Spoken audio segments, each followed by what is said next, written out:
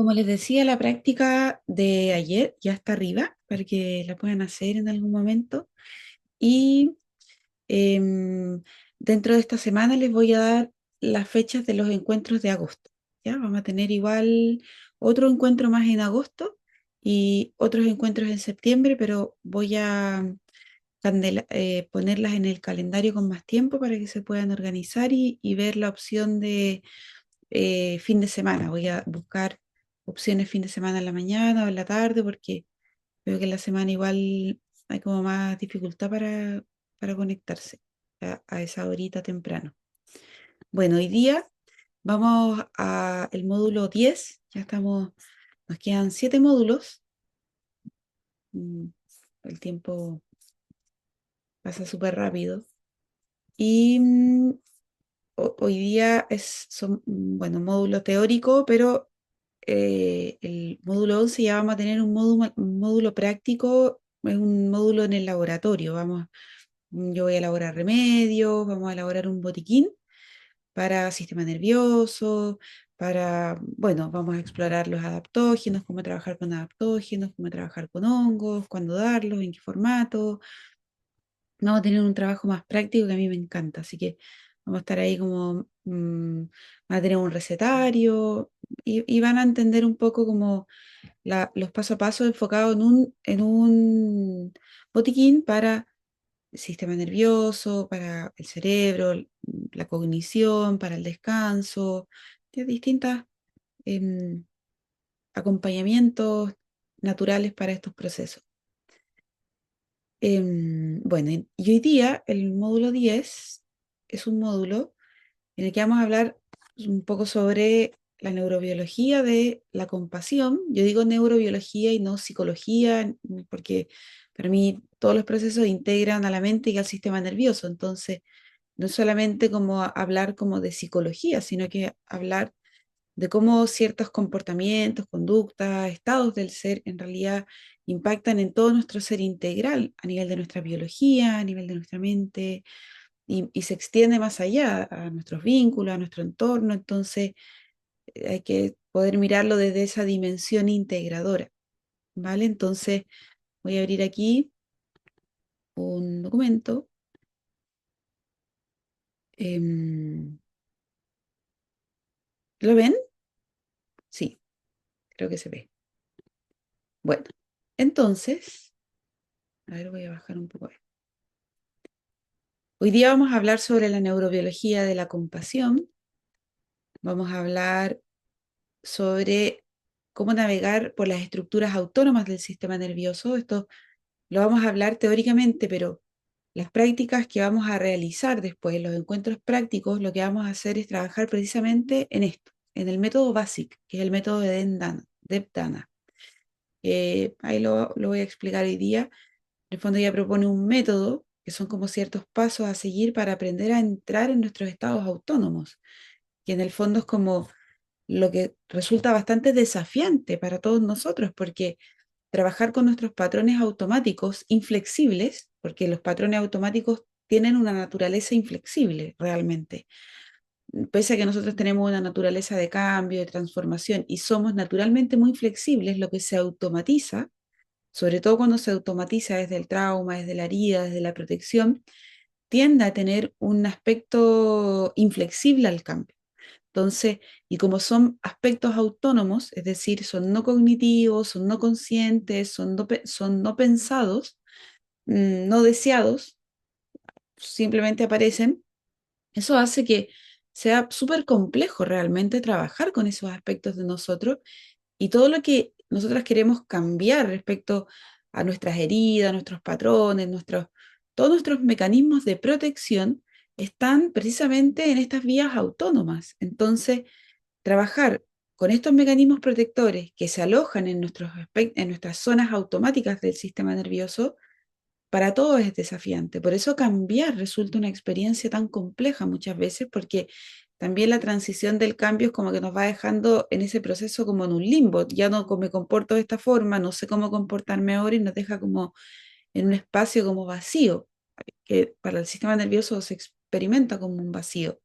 Entonces, no es tan simple llegar y trabajar con esos aspectos neurobiológicos, pero hay herramientas y estrategias que los estudiosos de la neurobiología han desarrollado, han diseñado, y Deb Dana, que particularmente una mujer a la que yo admiro mucho, que es la compañera de Steve Porges, ha desarrollado una profunda investigación sobre aprender a navegar sobre las estructuras autónomas del sistema nervioso, aprender a entrar en nuestras partes no conscientes, no cognitivas, y trasladarlas hacia la conciencia explícita, es decir, al darme cuenta y poder actuar sobre eso que yo me doy cuenta. Entonces, todas las dinámicas que ella ofrece están enfocadas en el arte, en la escritura, en terapias de contemplación, ya hay mucho trabajo de ese tipo. No hay tanta exploración somática en su investigación, pero sí mucho trabajo de escritura, de arte, de utilizar mucho nuestra imaginación y nuestra capacidad de razonar y de pensar sobre nuestros estados para poder intervenir en ellos. Entonces, ella en base a eso desarrolló el método BASIC, que es un método súper interesante, que ya lo vamos a ver, para poder entrar a nuestro sistema nervioso autónomo y aprender a navegar sobre nuestros estados de alegría, ira, miedo, angustia, vergüenza, toda la gama de sensaciones que exploramos todo el tiempo y aprender a desplazarnos sobre esos estados, sin atascarnos en ninguno, navegar. Entonces entrar en ese estado de flujo, que es el cuerpo, que es el sistema nervioso. Y luego o sea, vamos a estar integrando también este concepto de la protección a la apertura, como de estar en un estado de alerta, de miedo, de peligro, de inseguridad, de alerta, me aprendo a mover hacia un estado de apertura, mm, que no significa rechazar el estado de protección, sino ampliar la capacidad de movimiento dentro de un estado y otro. Y eso es un proceso que integra al cuerpo. Ya en todo este proceso, el trabajo de Bassel van Kolk es súper importante porque él en el fondo integra la dimensión del cuerpo para poder nosotros trabajar en estos aspectos. Si nosotros no aumentamos nuestra capacidad de estar presentes en el propio cuerpo y de registrar las sensaciones del cuerpo, esto de la interocepción, se nos resulta mucho más complejo trabajar sobre estos ámbitos de nuestro sistema nervioso autónomo, porque el cuerpo es el ancla y la energía del sistema autónomo, precisamente lo que hace es articular el cuerpo con el cerebro todo el tiempo. Entonces, es súper importante en nuestro proceso personal aprender a desarrollar dinámicas, momentos, encuentros de mayor presencia sobre nuestro cuerpo. Por eso es importante también las dinámicas corporales, la dinámica que ayer hicimos, que es una dinámica de regulación autónoma, de aprender a navegar en los estados autónomos, pero desde el cuerpo, desde la conciencia del cuerpo. Que eso nos ancla, es un anclaje. Entre más anclajes nosotros tenemos, y el cuerpo es el anclaje más potente, mucho más fácil es sostenernos a nosotras mismas. Bueno, se voy a empezar a hablar de un sistema muy importante para nuestro sistema de supervivencia, para nuestra respuesta de supervivencia.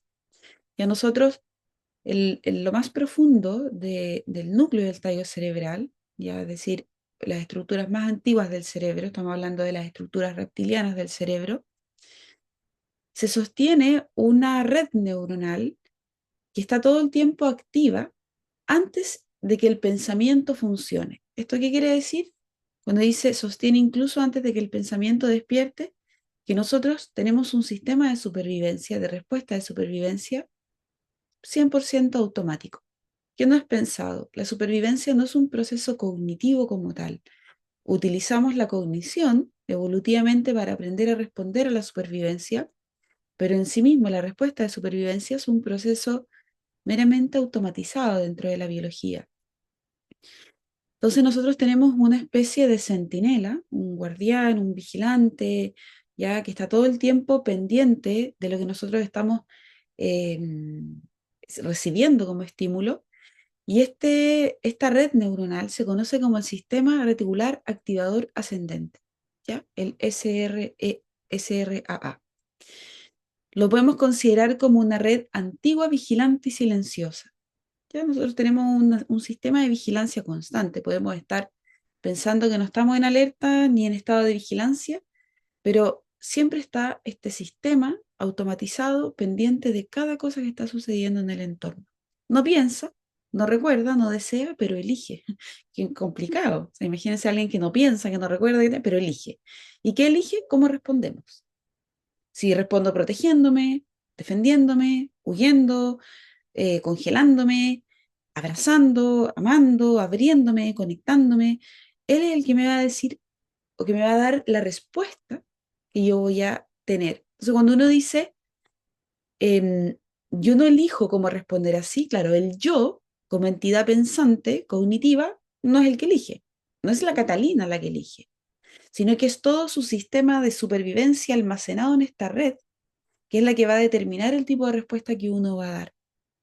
Es esta red la que va a decir si yo voy a huir, voy a defenderme, voy a quedarme.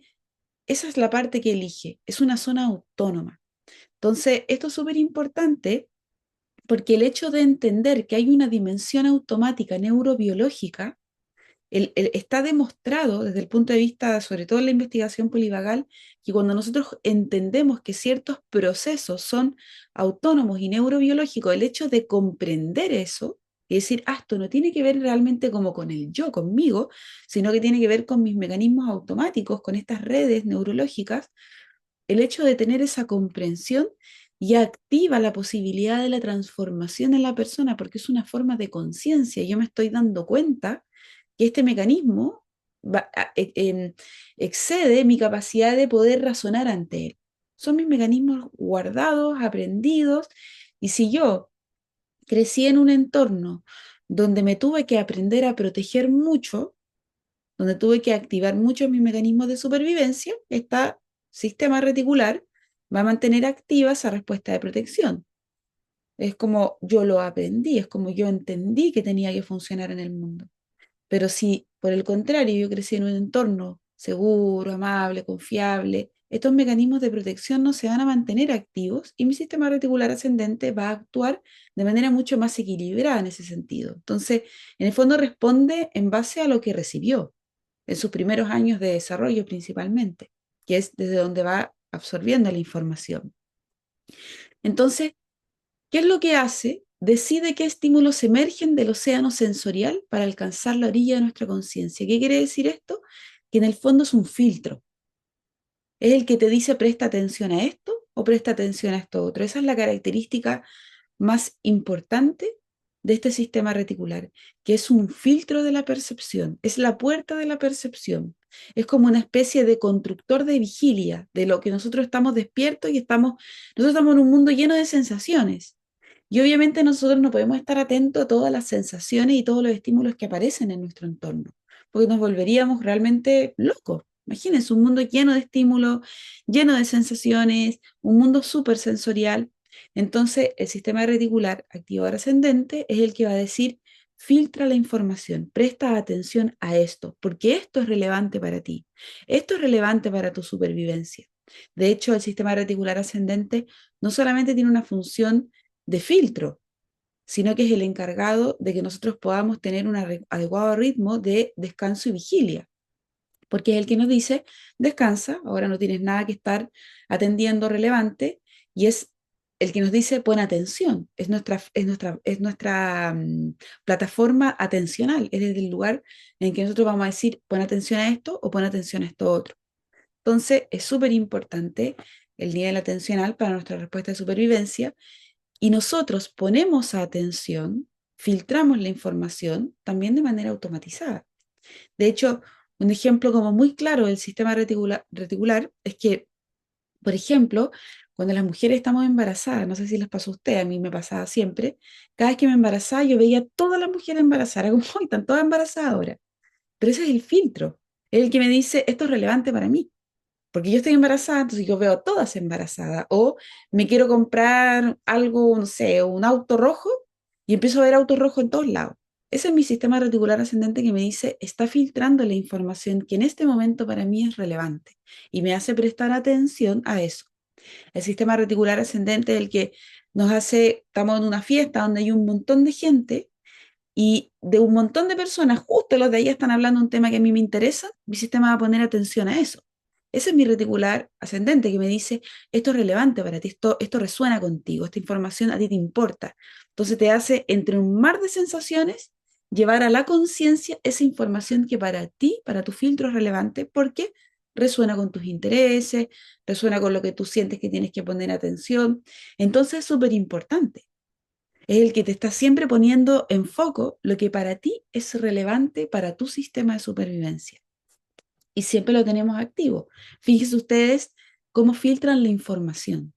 Trabajar con el sistema reticular ascendente es a aprender a observar dónde yo filtro la información, qué información entra a mi cerebro, porque es la información a la que yo le pongo atención.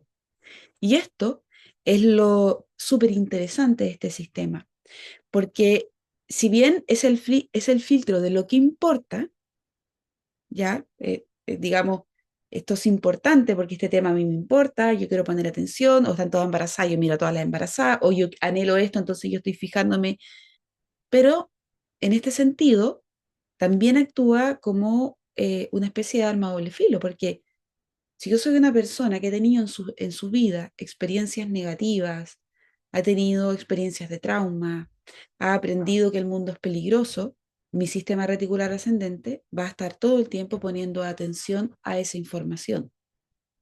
Entonces, las personas que tienden a fijarse o a atender o a filtrar siempre información negativa, peligrosa, dañina, y filtran todo el tiempo eso, están siempre poniendo el foco ahí. Todo me va a salir mal, escuché que estaba hablando lo peor, mira lo malo que pasó ahí. Están siempre poniendo el foco en todo lo que es activador de protección en su sistema nervioso. Y ese es su sistema de filtro que aprendió naturalmente a poner atención, foco en eso que considera demasiado relevante para su supervivencia. Yo tengo que estar atenta a lo peligroso, tengo que estar atenta a lo negativo, tengo que estar atenta a todo lo amenazante para mí, sin importar si eso es verdad o no. Porque al sistema nervioso y particularmente al sistema reticular activador ascendente, poco le importa la verdad, le importa lo que es relevante para su supervivencia. Si eso es verdad o no, no es un análisis que va a hacer el sistema reticular, eso no lo va a analizar el sistema reticular, simplemente va a ir hacia lo que sabe que tiene que poner atención. Por eso las zonas prefrontales del cerebro, la corteza cingulada anterior, todas estas zonas que tienen que ver con la reflexión, la metacognición, darme cuenta, reflexionar sobre mí mismo, es lo que permite, en cierta forma, ir modificando el foco atencional de este sistema, para que aprendamos a filtrar y a poner atención no solamente a estos aspectos negativos que muchas veces ni siquiera son negativos, muchas veces son sesgos. El filtro tiene sesgos, porque atiende, basado en esta historial de supervivencia protectora, cosas que seguramente tampoco requieren ser atendidas ni porque tampoco son realmente peligrosas.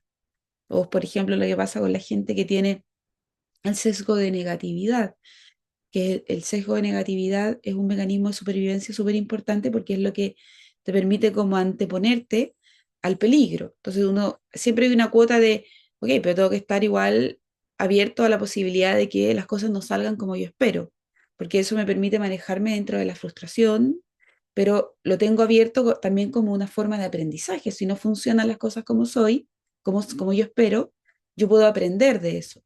Pero hay gente que tiene activo ese foco a un punto donde el sesgo de negatividad no se amplifica como una posibilidad de aprendizaje, sino como una realidad, donde yo siempre fracaso, donde las cosas no son como yo espero, donde las cosas no van a funcionar, donde yo siempre me voy a equivocar, donde todo lo malo me va a suceder. Entonces, no tienen ese como esa regulación, ese equilibrio, porque nosotros necesitamos en algún grado el sesgo de negatividad porque es un matiz dentro de todas las posibilidades, porque dentro del mundo de todas las posibilidades pueden pasar todo tipo de cosas. Las cosas pueden funcionar como pueden no funcionar como yo espero. Entonces el sesgo de negatividad es lo que me dice, si esto no funciona como yo quiero, lo acepto, es una posibilidad y puedo hacer algo con eso. El tema es cuando ese sesgo de negatividad no me permite generar ese tipo de aprendizaje. Y yo, en el fondo, veo el mundo a través de ese filtro y voy también creando esa realidad para mí. Voy retroalimentando este sesgo, este sistema a través de este sesgo, lo que también va creando una neurobiología de la creencia. Yo creo que todo es negativo, mi sistema reticular sigue atendiendo esto y yo sigo en el fondo en este círculo vicioso, no virtuoso, vicioso, del que no puedo salir, de esta rueda, de samsara, del que no logro salir nunca. Entonces, porque estoy constantemente alimentando este filtro. Entonces, ahí vamos a ver en el fondo cuáles son las herramientas para poder hacer que este foco, esta puerta de la percepción, sea dinámica. O sea, que yo pueda moverme entre, ok, estoy atendiendo algo que es negativo, pero también yo me puedo atender y filtrar información que es relevante para mí. En el sentido de relevante me permite crecer, me aporta seguridad, me trae conexión, me permite ser curioso, no solamente mantenerme en este filtro. Esto también es importante porque también nos permite tener una mirada más compasiva hacia nosotros y hacia los demás, porque de repente uno dice, ¿por qué yo? ¿Por qué tal persona? Solamente se centra en lo negativo, en lo malo, en lo peligroso.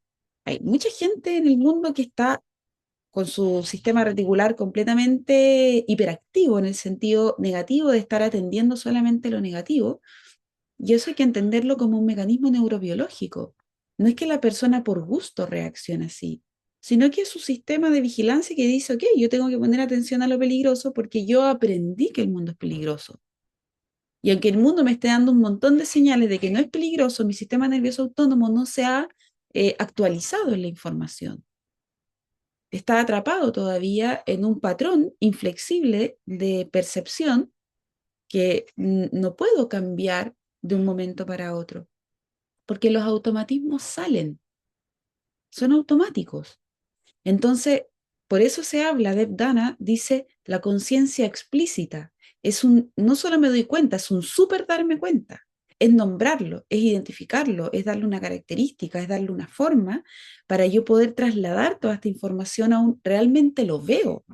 Y en función de esto que yo me doy cuenta de mis respuestas, de mis acciones automáticas, me doy cuenta que tienen que ver con mi neurobiología, me doy cuenta que en este contexto no es necesario que yo me fije realmente solo lo negativo, porque realmente no hay nada realmente negativo en lo que yo atender. Todo este diálogo que yo voy teniendo conmigo aumenta la percepción de este sistema reticular y me permite empezar a movilizarme hacia una forma más flexible de mirar el mundo, porque es súper importante. Si yo tiendo a tener activo este sistema reticular ascendente hacia lo negativo, hacia lo peligroso, hacia la protección, yo no voy a poder conectar con mis cualidades creativas, porque mi sistema va a estar todo el tiempo en estado de alerta, de estado simpático o estado dorsal de congelamiento. Entonces, en el contexto histórico del trauma, se aparece esto que se llama el sesgo de este centinela herido, de este vigilante herido. Entonces, cuando la experiencia sobrepasa la capacidad del sistema autónomo para integrarla, el trauma no solo se va a guardar en la memoria, sino que reconfigura las reglas del filtro atencional. El trauma te va a decir a dónde tú tienes que poner atención, aunque eso que tú atiendes y crees que es peligroso no sea realmente peligroso para ti. Es como en lo vincular, por ejemplo. En el caso de las mujeres, las relaciones con las parejas, el pensar, no sé, me está engañando, se va a ir con otra, me va a abandonar, no soy suficiente para él, no me habla, está enojado conmigo. Ese es tu sistema reticular ascendente, poniendo atención y foco en un diálogo y en una realidad que está enraizada en tu pasado, en tus traumas, en tus heridas vinculares, en tus traumas de desarrollo, porque a no ser que obviamente el personaje sea un fatal y sea tu intuición la que te esté diciendo, pero si tu intuición te dice, este hombre es un tóxico para mí, tu misma intuición te va a decir, sal de ahí. Entonces, la intuición no titubea, Esa es la diferencia entre el filtro distorsionado y la intuición. Todos lo hemos sentido en algún momento. La intuición es una cosa que te atraviesa, en la que no cabe duda. Es una fuerza, es un rayo que te atraviesa y es como esto es así y no hay ninguna duda. Es mi primer pensamiento, es mi primera sensación y a eso yo le hago caso. Pero ¿qué es lo que pasa? Que cuando está el centinela, el vigilante herido, ¿qué es lo que sucede? Que aparece la intuición, inmediatamente el filtro se entromete y empieza a activar la respuesta de miedo, de protección, de supervivencia y te confunde. Entonces confunden la intuición con el miedo. Pero también pasa de que crees que estás intuyendo cosas cuando en realidad tu filtro te está haciendo mirar una situación basada en la historia del pasado. Entonces eso es lo complejo, porque para el sistema reticular no es mentira o verdad, es un facto, es un hecho. Y yo tengo que responder a eso. Aquí se activa mi mecanismo de supervivencia y yo tengo que actuar frente a eso. Entonces, el sistema deja de priorizar lo relevante y pasa a priorizar lo potencialmente peligroso. Entonces, esto es re complejo para el sistema nervioso porque el sistema reticular está hecho para priorizar lo relevante. ¿Qué es lo relevante? Que yo estoy embarazada y vea a todas embarazadas. ¿Por qué? Porque es mi forma de generar empatía, conexión con las otras madres, comunidad. Es relevante que yo vaya a un lugar donde hay mucha gente y yo tengo que poner atención solo a lo que es necesario para mí, lo que me gusta, me atrae, lo relevante. O lo peligroso relevante. Están asaltando a una persona, mi filtro me hace mirar y yo puedo actuar, correr, ayudar, es relevante. Pero cuando prioriza lo potencialmente peligroso, lo potencial, cuando hablamos de algo que es potencial, es que puede ser posiblemente peligroso, pero no necesariamente lo es. Pero para mi sistema reticular es todo un potencial peligro, cualquier cosa. Entonces, no tengo el filtro bien regulado, porque no puedo estar viendo todo el tiempo peligro, amenaza, fracaso en cada situación que sucede en mi vida. Porque obviamente que eso me aleja de mi vida, me aleja de lo que decía recién, de mi posibilidad de crear. Ahora, además, este sistema reticular proyecta hacia otras áreas del cerebro, hacia todas las estructuras básicamente más importantes y relevantes para la supervivencia, amígdala, hipocampo, corteza prefrontal, tálamo. Todas estructuras también que actúan como la amígdala amplifica la respuesta de trauma. Esto quiere decir que mi sistema reticular pone atención a algo que es potencialmente peligroso y mi amígdala, que está hiperactiva, va a amplificar esa respuesta. Le va a dar una connotación aún más peligrosa, va a tirar mucho más humo del que podría haber, lo que va a impactar en que yo genere una respuesta aún más basada en el miedo, aún más basada en el peligro. El hipocampo, que tiene que ver con la secuenciación, la contextualización, todo el proceso de contextualizar lo que está pasando. O sea, es como, ok, hay una situación a la que yo estoy poniendo atención, pero mi hipocampo saludable, en estado saludable, me va a decir, ya, pero esta situación no se parece a la situación del pasado. Esta situación es distinta. Esta persona, este vínculo, esta realidad, no es la realidad del pasado. Acá tú estás cuidada, estás protegida, estás bien, acá no hay un peligro para ti. Entonces contextualiza la situación, le da una secuencia, es decir, permite que la sensación suceda, pero sin perder el contexto, y luego le da una simbolización. ¿Ya? Que es simbolizar, darle un sentido más profundo. El símbolo es lo que hace que esto se ancle en el sistema nervioso, esa experiencia. Entonces, la secuenciación, la contextualización y la simbolización, cuando este sistema reticular está hiperactivado hacia el peligro, hacia la protección, el hipocampo pierde esa capacidad. Entonces, no hay un contexto, no hay una secuenciación, no hay una localización, una simbolización verdadera de lo que está pasando. Simplemente yo no contextualizo, el pasado se siente como presente y mi filtro no está dándose cuenta de nada. No estoy filtrando la información correctamente. Porque un filtro correcto es decir, ok, por decir, mi pareja está serio, no me habla, entonces mi filtro puede decir, ¿por qué no me habla? ¿En qué me equivoqué?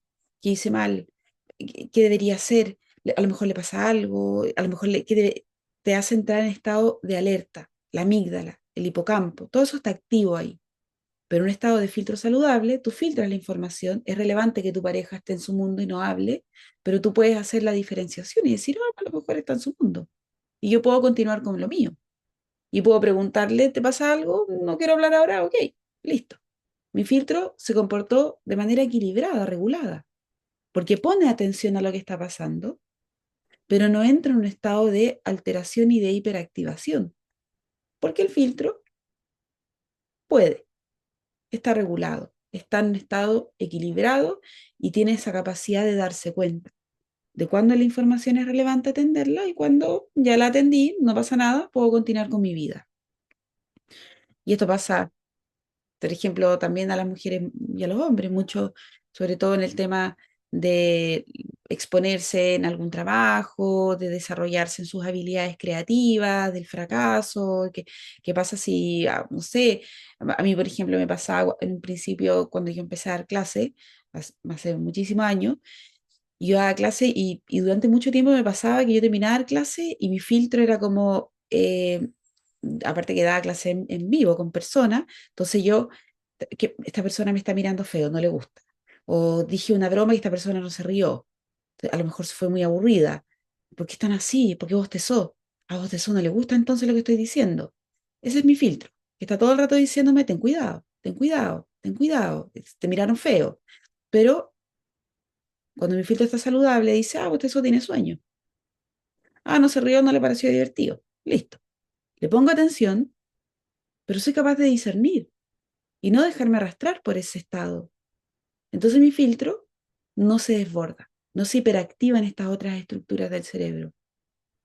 Ahora, ¿qué es lo que pasa? Que en el contexto de trauma, de heridas emocionales, de heridas de desarrollo, obviamente, este sistema está súper hiperactivo y proyecta hacia estas otras estructuras del cerebro también esa información, lo que desajusta la respuesta de estas estructuras.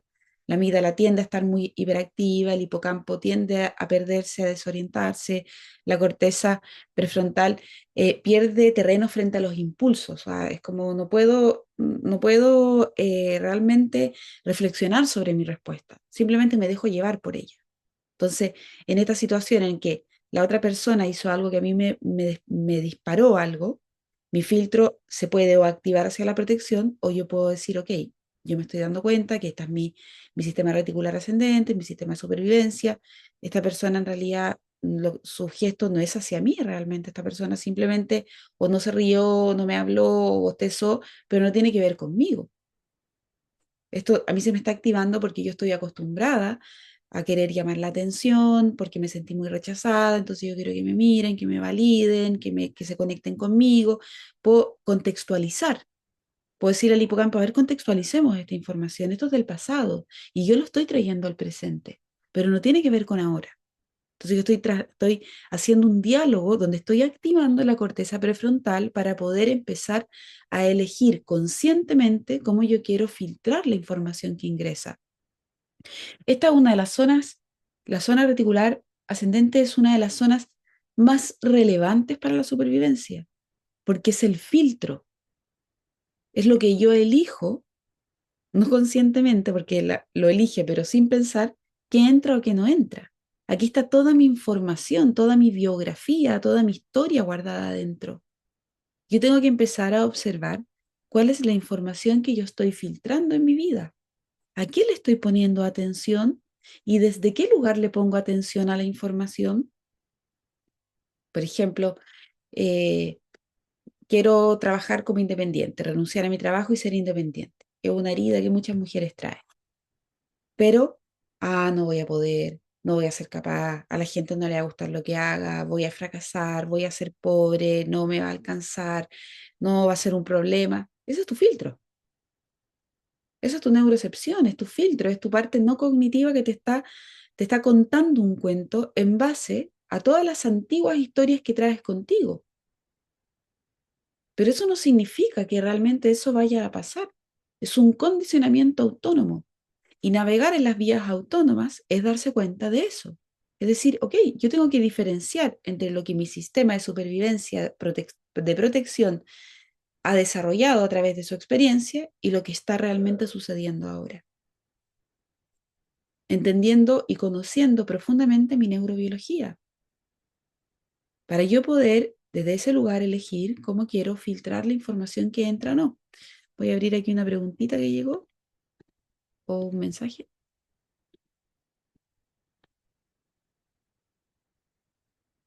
¿Puede desencadenar un estado de un proceso psicótico? Claro, completamente. Puede desencadenar un estado de un proceso psicótico. Puedes entrar en una psicosis a través del filtro. De hecho, las personas que tienen estados psicóticos, psicosis, alucinaciones, tienen un daño importantísimo en la zona reticular ascendente, que es una red que es muy poco estudiada en la psicología.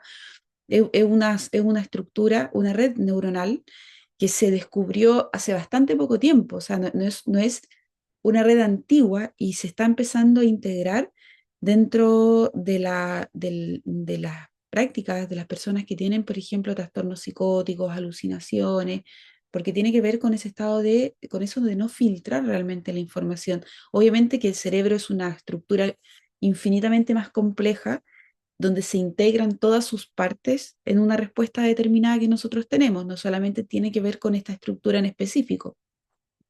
Si ustedes ven esta zona, esta estructura, este sistema, un sistema en verdad, proyecta hacia muchas estructuras del cerebro que van desde cerebro límbico y las zonas prefrontales cognitivas del cerebro. O sea, trabaja con todas las estructuras y es una zona no consciente, una zona, digamos, de reptiliana, es aquí, está localizada en las partes más antiguas del cerebro, pero aún así trabaja en diálogo con todas las otras partes del cerebro.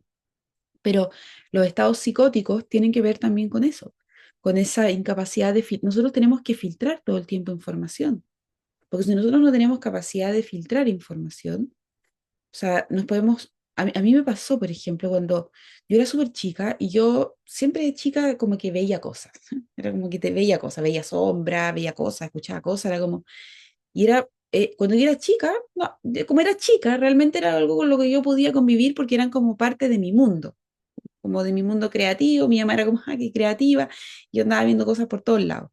Pero yo podía convivir con eso realmente.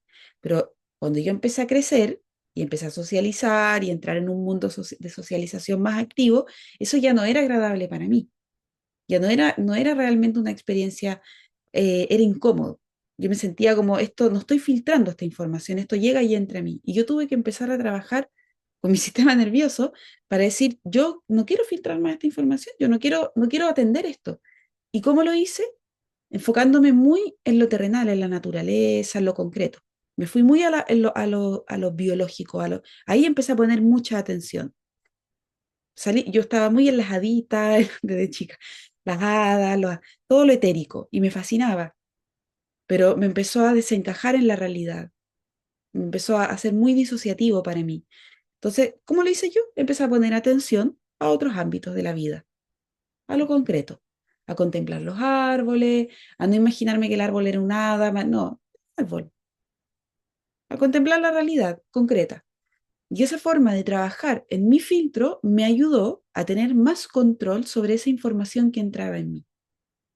Pero así lo hice yo, poniendo atención a aquellos aspectos que despertaban menos angustia en mí, menos miedo, porque el otro ya a mí me empezó a dar miedo, después ya no era agradable realmente.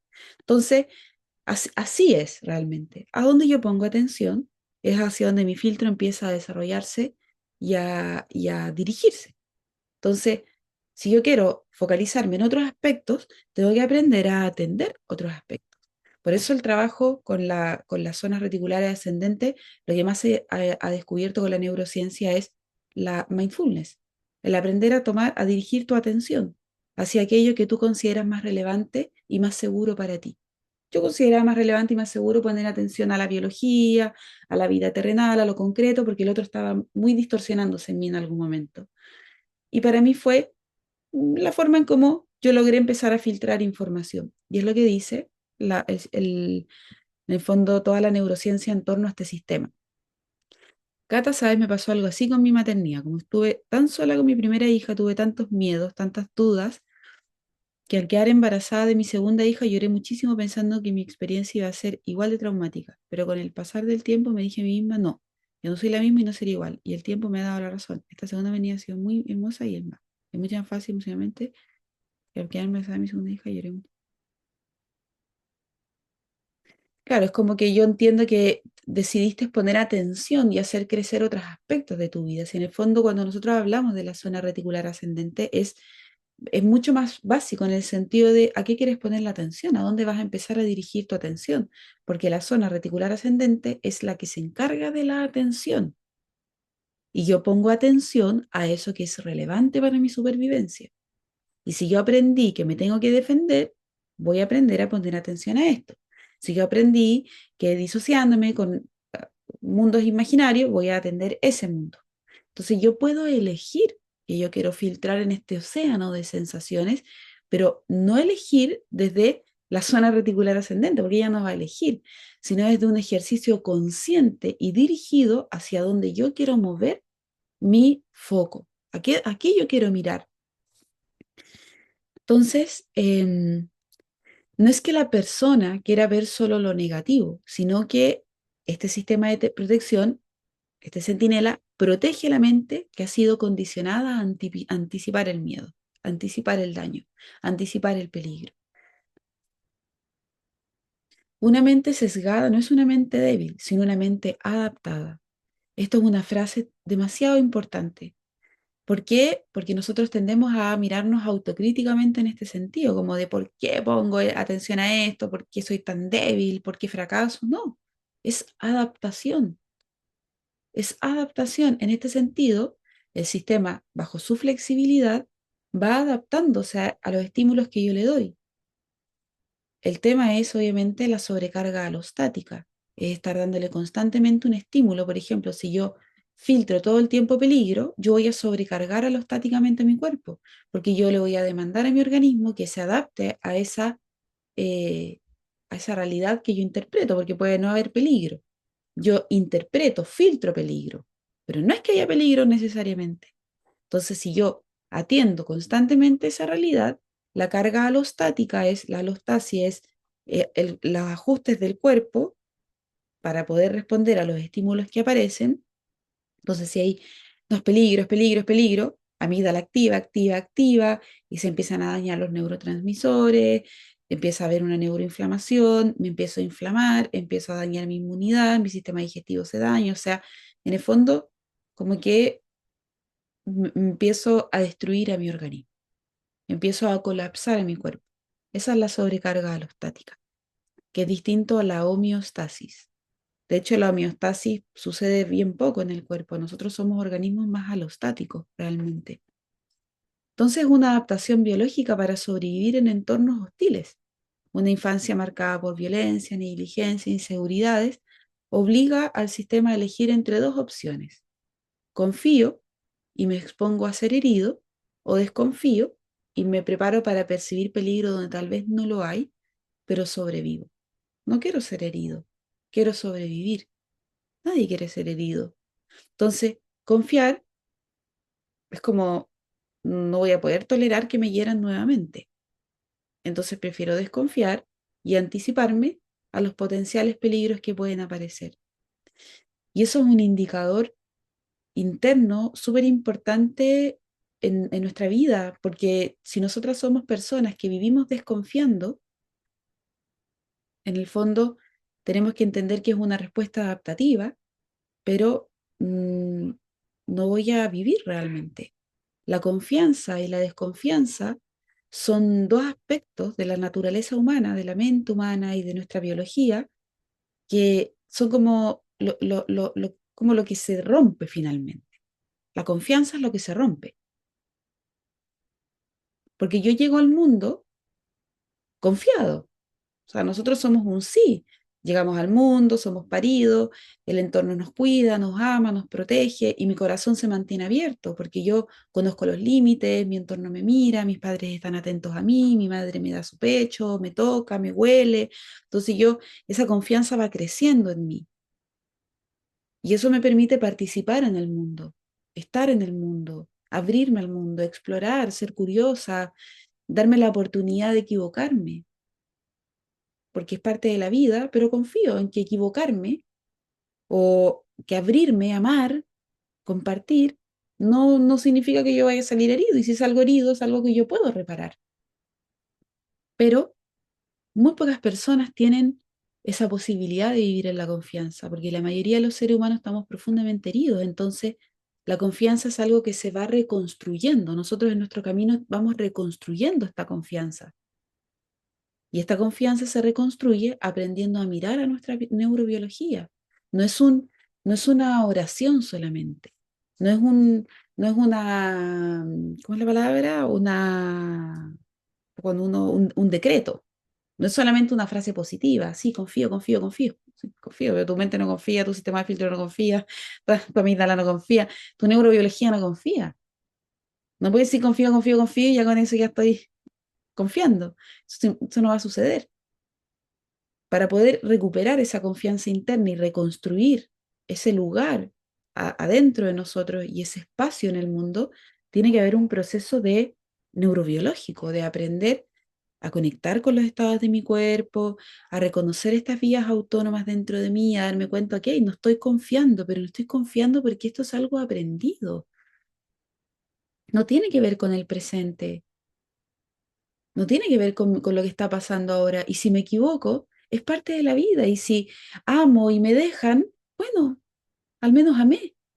Y ya está, y me recupero y mi corazón se restaura y puedo seguir amando. No porque alguien me haya dejado de amar significa que nadie me va a amar o que yo no soy digna de amor o que todos me van a traicionar. Pero el filtro no te cuenta la misma historia. El filtro te dice, si te traicionaron y te dolió y fuiste muy herida, todos te van a odiar, todos te van a rechazar, todos te van a engañar, todos te van a abandonar, todos te van a traicionar. Entonces ponte atenta, porque no quieres salir herida de nuevo. Entonces, nuestra neurobiología nos impulsa todo el rato a estar atendiendo esa historia.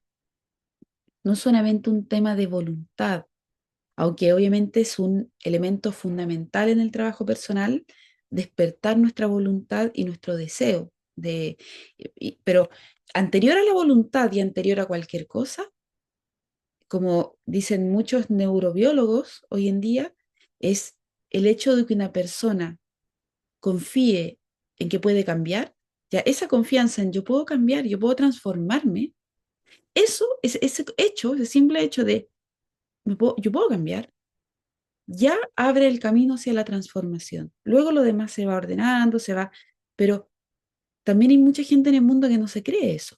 No, yo ya no puedo cambiar. Yo conozco muchísima gente de mi entorno. No, si ya soy así. Yo ya no voy a cambiar. Obviamente que no voy a cambiar, pero el que dice yo puedo cambiar, es la persona que va a cambiar. No sabe cómo, no sabe por dónde empezar, no sabe cuándo, pero sabe que va a cambiar.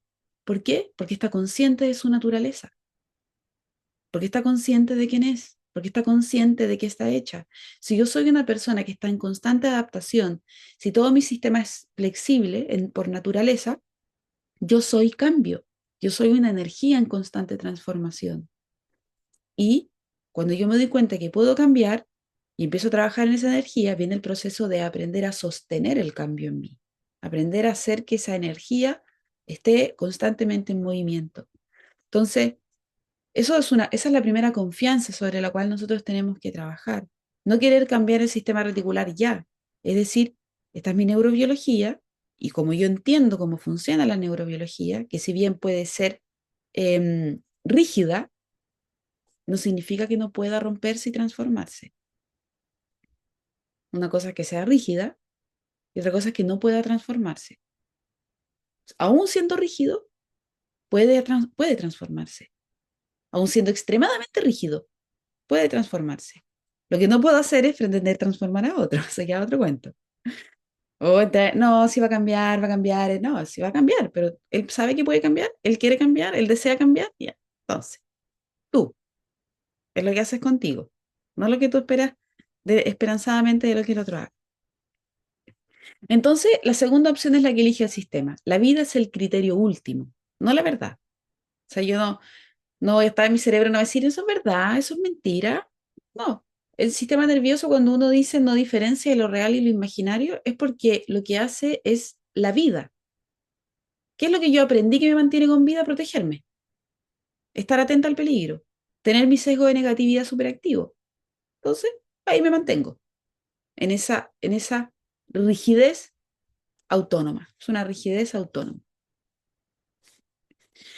Entonces, acá aparece un tema que a mí, yo cuando hice mi tesis en la universidad, yo lo hice sobre la locura, pero sobre la percepción de la mente psicótica, de las personas con estado psicótico y, bueno, porque a mí el tema de la percepción me alucina, a mí mm, por mi misma naturaleza de mi mente, yo fui desde muy chica tratando de entender por qué el ser humano ve o entiende o filtra tal o cual información. Me parece súper curioso que todos miremos el mundo de distinta manera o que miremos un mismo hecho de manera distinta.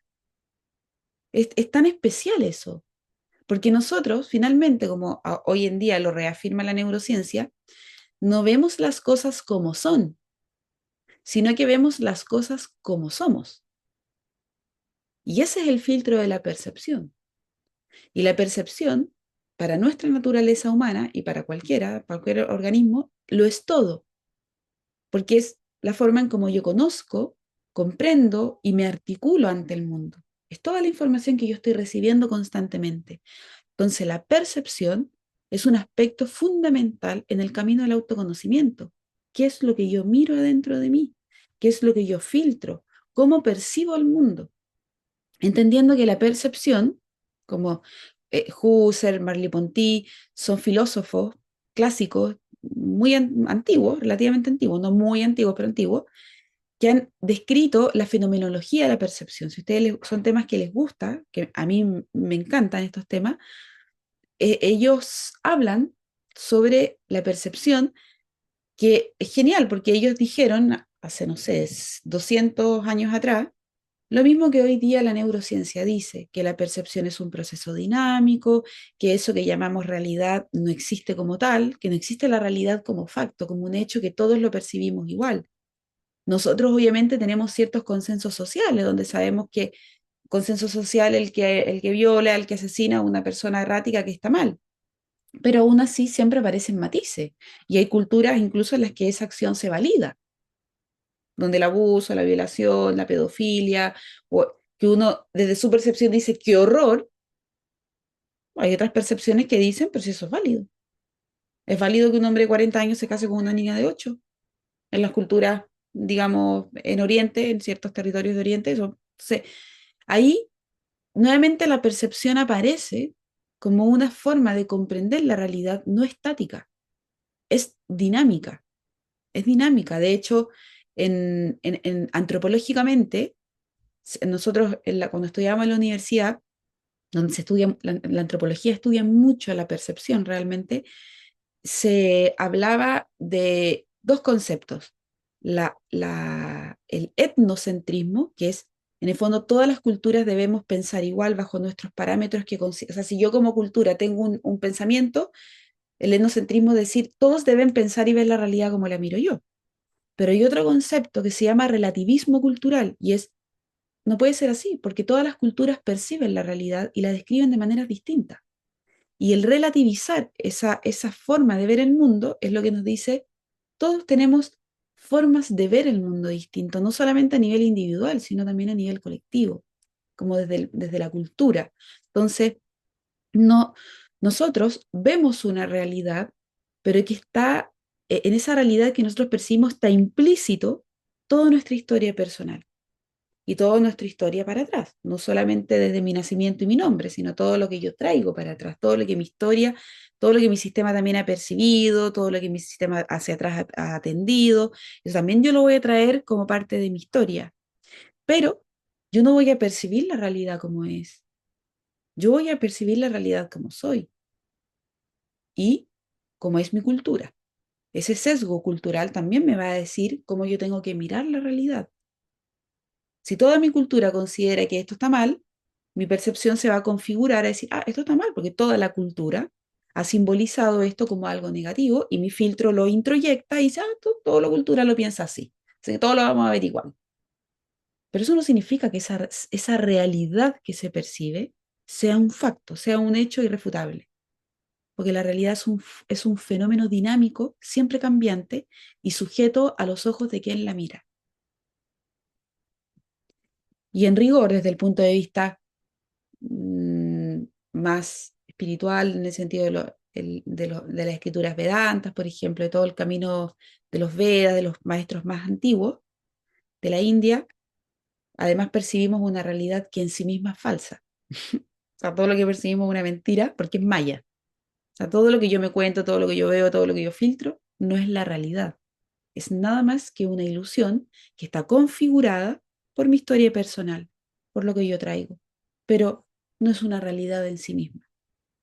Entonces, es interesante cuestionar nuestras percepciones, porque solo si yo cuestiono mis percepciones, yo puedo establecer el cambio dentro de mí. Si yo doy por hecho todas mis percepciones, yo no soy un ser inmovible. Mi pensamiento es estático. Pero si yo cuestiono mis percepciones, que en el fondo es decir, cuestiono mis creencias y mis puntos de vista, yo empiezo a generar un quiebre en mis sistemas autónomos donde se contienen todas estas percepciones. La percepción es un proceso automatizado. Puedo elegir mis percepciones, pero la mayoría de nuestras percepciones son automáticas. Automáticas, porque es estímulo-respuesta, estímulo-respuesta, estímulo-respuesta. Automático. Entonces, pero yo puedo actuar sobre ellas reflexionando sobre mis percepciones. ¿Pero por qué yo tengo esta creencia? ¿Pero de dónde viene esta creencia? ¿De dónde viene esta percepción o esta idea que yo tengo respecto a tal cosa? ¿Por qué yo tengo esta percepción de los vínculos? ¿Por qué yo tengo esta percepción de ayer? Yo todos los días me doy como media hora para perderme en el scrolling. ¿Sabes? Como que digo, porque lo encuentro lo más, que lo encuentro lo más placentero que hay para un cerebro como el mío. Es como, es una dopamina demasiado baratita y rápida, y yo me aprendí, porque antes era como, no, no te lo des, pero ahora es como la media hora de scrolling donde pierdo absolutamente mi tiempo y pongo atención en puras cosas absurdas, o sea, pero saco una cantidad de contenido, me río de la cantidad de, es que no hay nada más peligroso que un ser humano con internet y celular, o sea, la cantidad de gente que tiene es insólito, de verdad. Bueno, yo creo que todos hacemos scrolling, pero dedíquense media hora simplemente a analizar la cantidad de, aparte que eh, mi, eh, mi algoritmo, en verdad me muestra puras estupideces, no me muestra, o sea, no estupideces, pero no me muestra cosas relevantes, no me muestra el contenido que yo muestro, porque parece que el contenido que veo yo es demasiado absurdo. Entonces yo hago scrolling y aparecen una cantidad de cosas que yo digo, esto es demasiado, ¿y cómo el ser humano hemos llegado a esto? Bueno, pero dentro de ese scrolling en el que yo estoy media hora mirando puras cosas sin sentido, aparece una mujer diciendo una verdad, porque la mayoría de la gente habla de verdades. La gente plantea sus puntos de vista como una verdad. Esto es una verdad. Entonces decía, de una mujer soltera. Entonces ella decía, y su Instagram era como soltera, libre y feliz. Era como, ese era su, ella era genial, en verdad era una mujer genial. O sea, yo feliz hubiera sido su amiga. Pero ella, en el video que yo puse atención, ella decía, lo peor, lo peor es tener pareja. Decía, porque los hombres son unos hijos. Decía, son unos hijos. Tú tienes que decirles lo que hacer, la reunión, el examen, si fue al doctor, sí, cosas que encajan bastante con lo que la mayoría de las mujeres perciben. Pero yo veo esa información y digo, oh, sí es verdad, sino que yo digo, ¿cómo hemos construido una percepción en torno al vínculo sobre qué significa tener una pareja? Y ella, y yo, lo que más amo de ver los videos es ver los comentarios realmente. Eso para mí, yo soy fan de los comentarios y la gente es más creativo el que comenta que el que hace el video. Así que es genial. Entonces, yo veía los comentarios y todos, sí, sí, mi marido es un zángano, mi marido es no sé qué, mi marido nunca sabe nada. Y yo decía, qué locura realmente. construimos percepciones respecto a algo. O sea, eso es una percepción que ella tiene, que obviamente está directamente relacionada con sus experiencias personales, del tipo de hombre, del tipo de relación que ella conoció. Pero eso no es una realidad. Pero los, no sé, 300 comentarios que tenía es una realidad. Sí, eso es una realidad, realmente. Todo, como esto es un hecho, que eso es así y eso no puede cambiar y no va a cambiar nunca. Y esto a mí me genera como esa curiosidad de decir, esto del ser humano de vive una realidad, construye una percepción y la da por hecho. Y da por hecho que esa es la realidad, esa es tu realidad, esa es tu experiencia, porque esa ha sido tu forma de vincularte con lo masculino, porque es el lugar que tú le has dado a tus relaciones, porque tú te has puesto en ese lugar controlador de estar encima de tu pareja, porque fue el ejemplo que tuviste de tus padres. Pero decir, todos los hombres son un problema porque son eternamente unos hijos y ponerlo como una verdad y que un grupo de gente considere que es una verdad, es realmente caer en un error de la percepción, porque no hay una realidad. Ese es un punto de vista dentro de un océano de puntos de vista, pero que están construidos en base a la experiencia personal de cada persona. Y eso es lo que uno tiene que invitarse a cuestionar. ¿Cuáles son creencias que yo tengo que yo doy por hecho? Porque cuando yo me las cuestiono, yo me doy la posibilidad de indagar en eso. Porque en el caso de esta mujer, si ella dice, todos los hombres son como un hijo, y hay que decir, ok, pero desglosemos eso.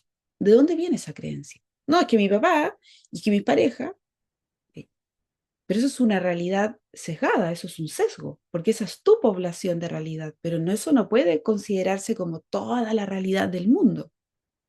Esa es tu realidad, esa es tu herida, ese es tu dolor. Entonces, y ahí, ¿y qué lugar ocupas tú dentro de ese vínculo? ¿Te pones controladora y quieres tú también estar dentro de eso porque te acomoda ocupar ese lugar? Entonces, uno, al cuestionarse sus percepciones, abre la posibilidad de poder generar un cambio en esa estructura mental que uno trae, sobre la cual se sostienen toda nuestra realidad. O sea, nuestra realidad se sostiene en base a nuestras percepciones. Por eso son peligrosas las percepciones, porque nosotros venimos de una corriente científica.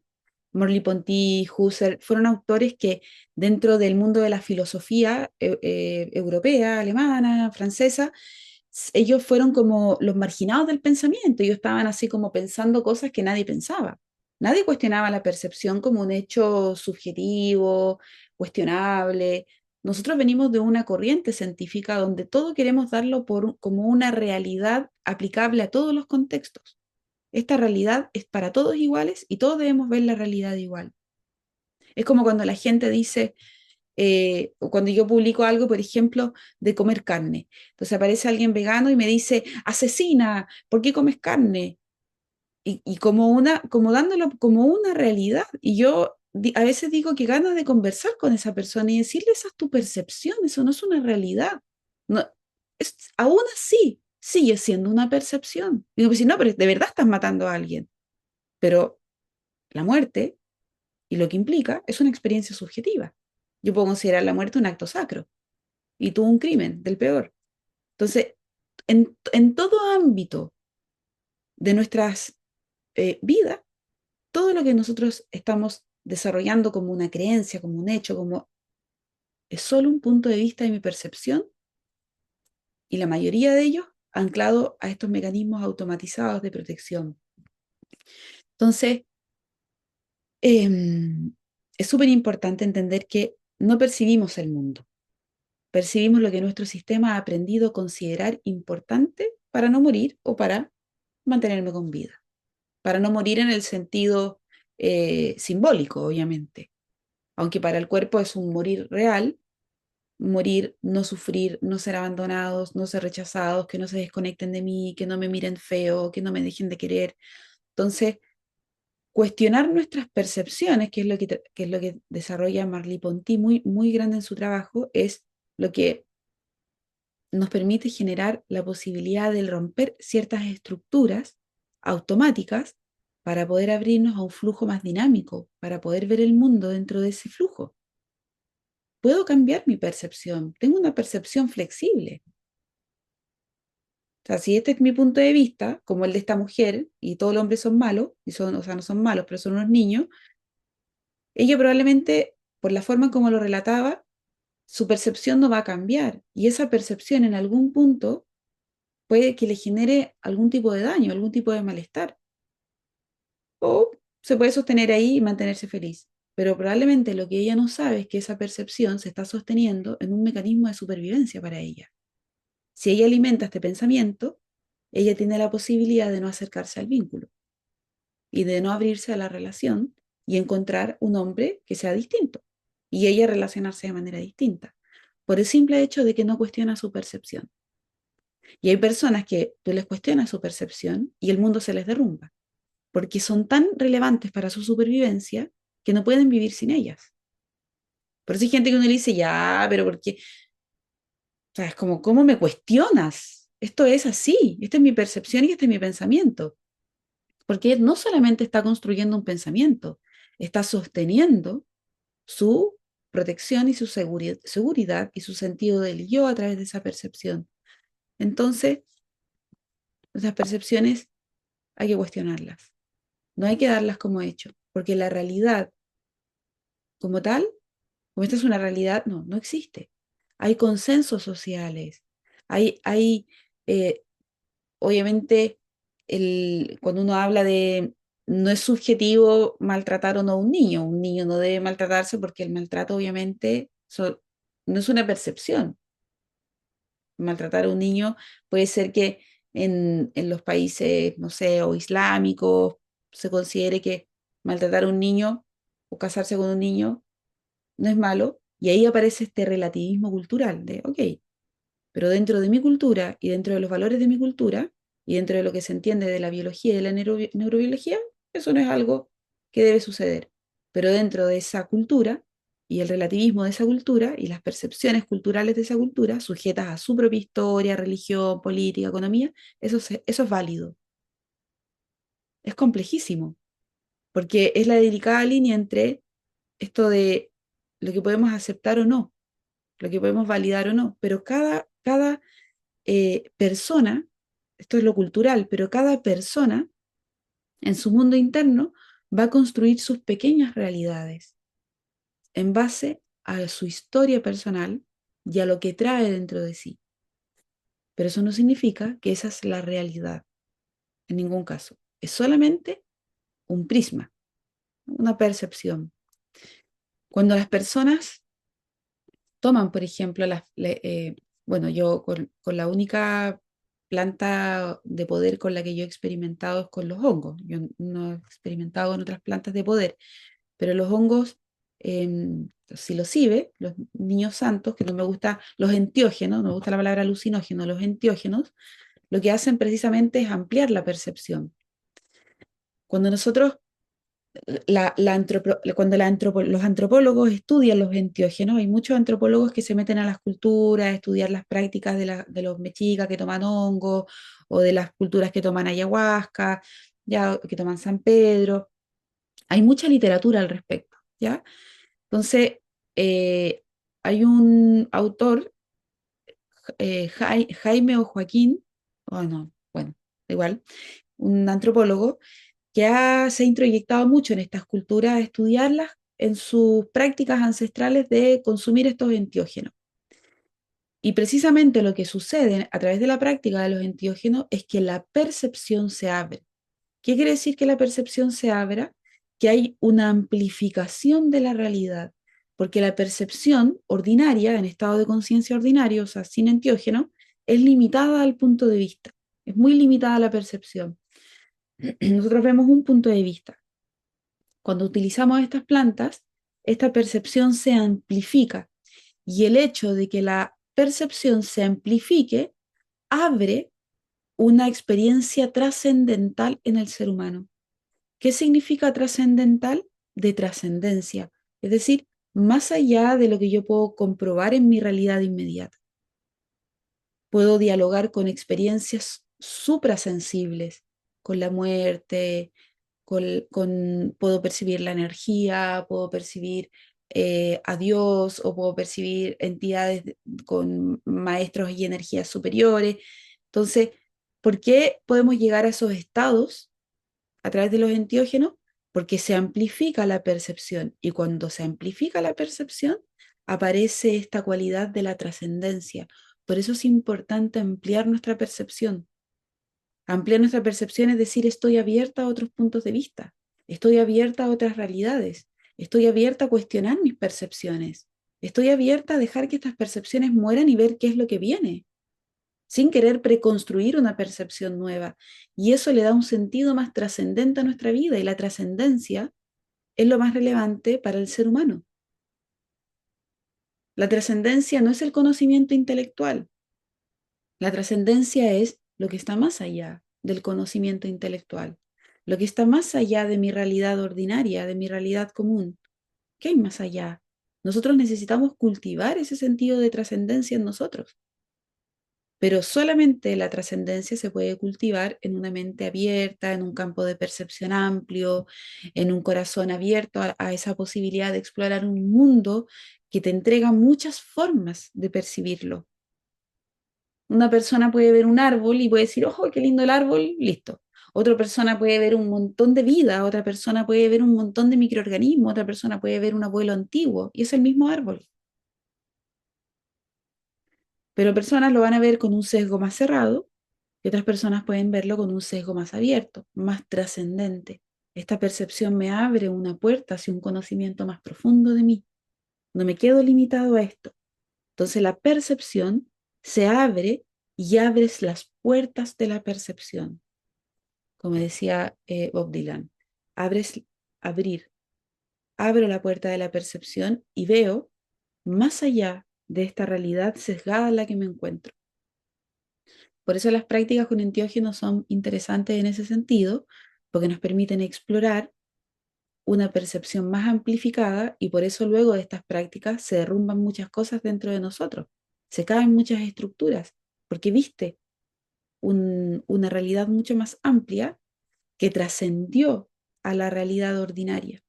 Entonces, cuestionar la percepción no es solamente entrar en un cuestionamiento sin salida, es cuestionar para abrir una puerta hacia una percepción más profunda. Entonces, ¿cómo podemos reeducar a este sistema reticular? Cuestionando nuestra percepción, aprender a, ok, y este pensamiento, el discernimiento, discernir y ampliar la percepción. Eso ya como lo primero. Si me puedo apoyar de plantas enteógenas en espacios acompañados y seguros para mí, también es una excelente herramienta. Yo solamente lo he explorado con los hongos en contadas ocasiones, tampoco es algo que está haciendo todo el tiempo, pero cada experiencia ha sido para mí eso, realmente abrir una puerta hacia un conocimiento y una comprensión más profunda de las cosas para que cuando yo vuelvo a esta realidad cotidiana, traigo toda esa información y me permito este derrumbe, de derrumbar mis propias creencias, de romper mis formas de entender la realidad para poder abrirme hacia una posibilidad más amplia. Pero eso amplio también debe ser, solo se puede sostener cuando yo tengo capacidad de sostener esto que es amplio y por lo cual también tengo menos control sobre él, que es más amplio. Pero bueno, cuestionar la percepción, activar la conciencia testigo. Puedo observar sin reaccionar, puedo observar el estado. El testigo sigo siendo yo, dentro de una misma experiencia, dentro de una misma conciencia, pero puedo un poco mirar lo que está pasando.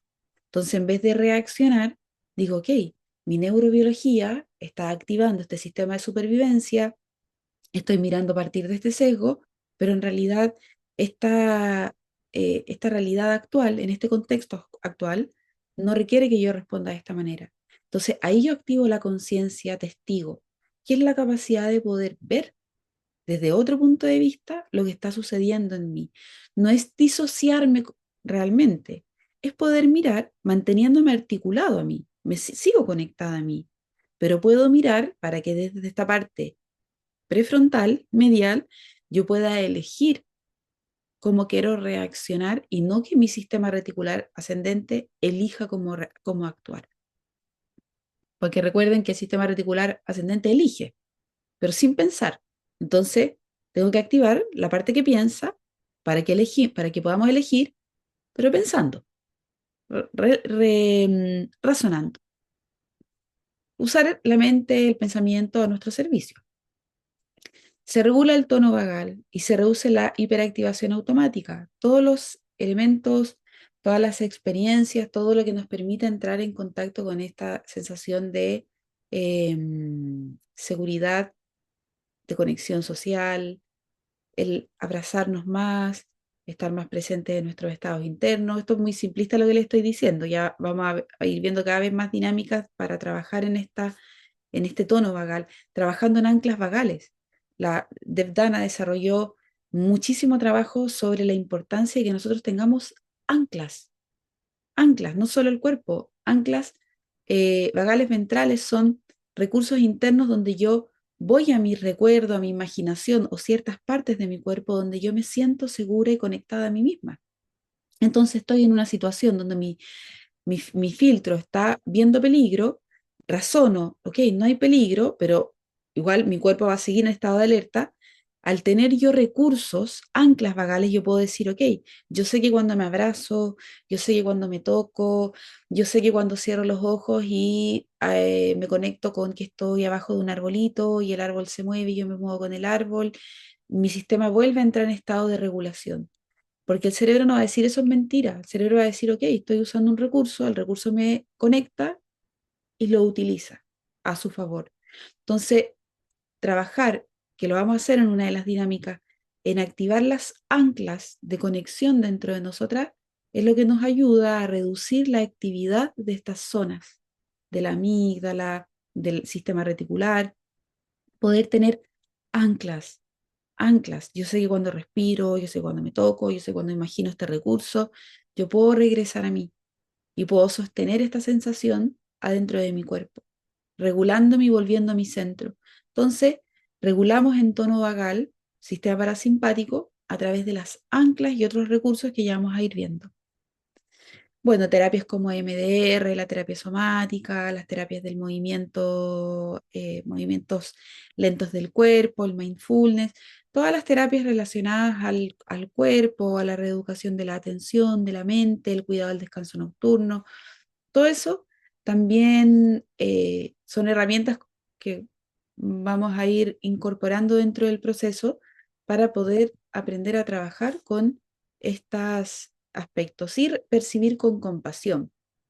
Esto quiere decir que cuando yo percibo algo que me resulta amenazante, peligroso y no lo es, yo puedo reflexionar compasivamente sobre eso, porque es distinto decirme, ya estás de nuevo mirando lo mismo, nunca cambia, siempre te pasa lo mismo. Es poder decir, ok, acepto que estoy mirando este punto de vista que tiene que ver con mi historia personal, pero realmente no es real o no es es una realidad interna, no es una realidad como tal, es una realidad interna, es una construcción interna basada en mi biografía, en mis experiencias.